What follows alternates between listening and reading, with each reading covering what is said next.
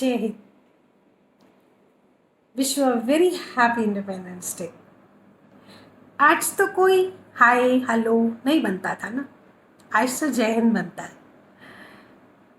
आज़ादी का जश्न,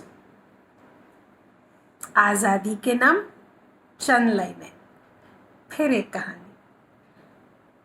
तीन रंग की चूनर, तीन रंग की बिंदिया, तीन रंग की चूड़ी।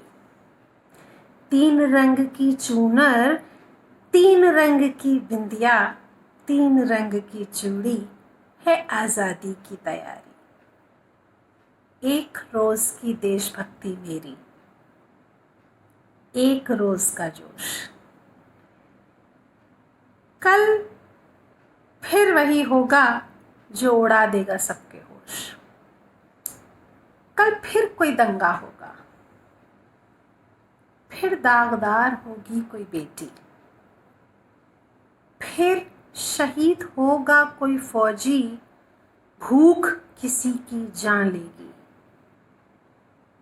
दे दो मुझको भी आज़ादी, खुली हवा में जी लूं मैं। दे दो मुझको भी आज़ादी, खुली हवा में जी लूं मैं।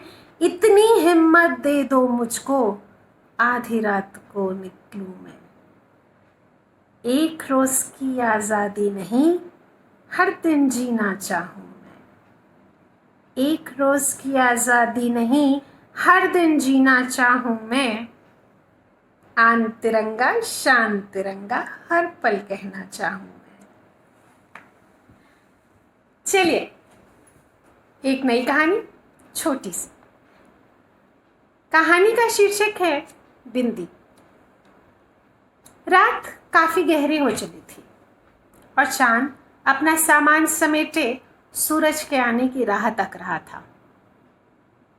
मैं एक मिनट के लिए भी अपनी पलकें न मूंद पाई थी। कल जो हुआ बहुत बुरा हुआ। मैयत से लौटी थी मैं, 35 साल का जवान लड़का। कुछ भी तो नहीं हुआ था, जरा सा बुखार उम्र भर का गम दे के चला गया। कल दोपहर मुझे जैसे ही मालूम हुआ कि अजय नहीं रहा, मैंने जाकर शिखा को अपनी बाहों में बटोरा और 2-3 घंटों तक वहीं बैठी रह गई। आंसुओं को संभाल कर रखो शिखा, काफी उम्र पड़ी है। अभी सब रो लोगी तो बाकी जिंदगी क्या करोगी। सब हड़बड़ा गए मेरे इस वाक्य से। पति ने कंधा थपथपाया और बोले चले। उन्होंने भांप लिया था कि कहीं वहां जमा लोग कोई तंज न कसें। मैंने शिखा के कान में धीरे से फुसफुसाया, कोई पेपर साइन मत करना, बस सिर्फ इतना होश में रहना। और उसके 6 बरस के बेटे का हाथ उसके हाथ में थमा कर मैं चली आई। शिखा मुझे अपनी बड़ी बहन सा मानती थी। कुछ समझी कुछ नहीं समझी, मगर सिर हिलाकर अपनी स्वीकृति दे दी। यूं तो हम हिंदुस्तानी चांद पर मोहर लगाए हैं, लेकिन जब बात औरतों पे आती है तो अग्नि परीक्षा औरत ही देती है। कहीं कुछ नहीं बदला। जी मुझे इन हवाओं से डर लगता है। फरवरी मार्च की ये हवाएं बहुत डराती हैं मुझे। जब मैं एग्ज़ाम देने जाती थी तो भी डराती थी, आज भी डराती हैं, हमेशा। एक दिन शिखा मेरे घर पर आई हुई थी, बेहद डरी सी सहमी सी लग रही थी। तुम अपने बेटे का स्कूल बदलने की बात कर रही थी ना, मैंने सोचा थोड़ा ध्यान भटका दूं। जी मैंने कभी कुछ खुद किया ही नहीं, अजय कभी कुछ करने ही नहीं देता था। कोई बात नहीं शिखा, धीरे धीरे आदत पड़ जाएगी। शिखा और अजय ने 7-8 साल पहले कोर्ट मैरिज की थी, इंटरकास्ट लव मैरिज। सो परिवार का कोई सपोर्ट नहीं था। मेरे घर से जब शिखा अपने घर वापस लौटी तो मालूम हुआ उसका सामान एक छोटे कमरे में शिफ्ट कर दिया गया।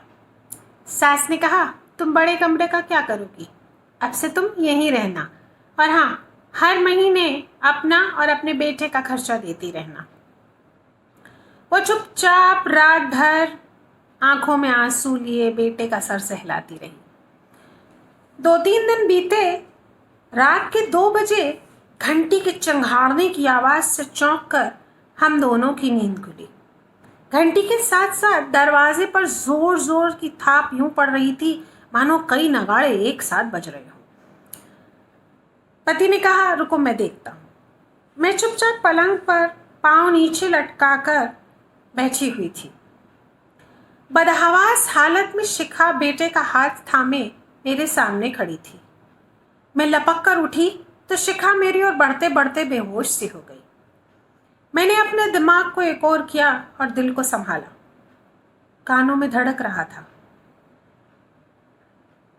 दीदी, आज अजय के पापा ने। शिखा की आवाज बेहद डूबी हुई और शिकस्ता थी। जीजी, मैं अब उस घर में नहीं रह सकती। पति ने कहा, अभी तुम लोग आराम करो, मैं कल तुम्हें तुम्हारे पेरेंट्स के घर भेजने का इंतजाम कर देता हूँ। डोमेस्टिक वायलेंस की डेफिनेशन में एक लाइन और जोड़ देनी चाहिए। अपने घर में अपना फैसला न कर पाना या किसी के लिए कोई फैसला न कर पाना डोमेस्टिक वायलेंस की डेफिनेशन का हिस्सा नहीं होता। अगले रोज शिखा अपने पेरेंट्स के घर मुंबई भेज दी गई। समय घड़ी के कांटे टिक टिक करता गुजरता रहा।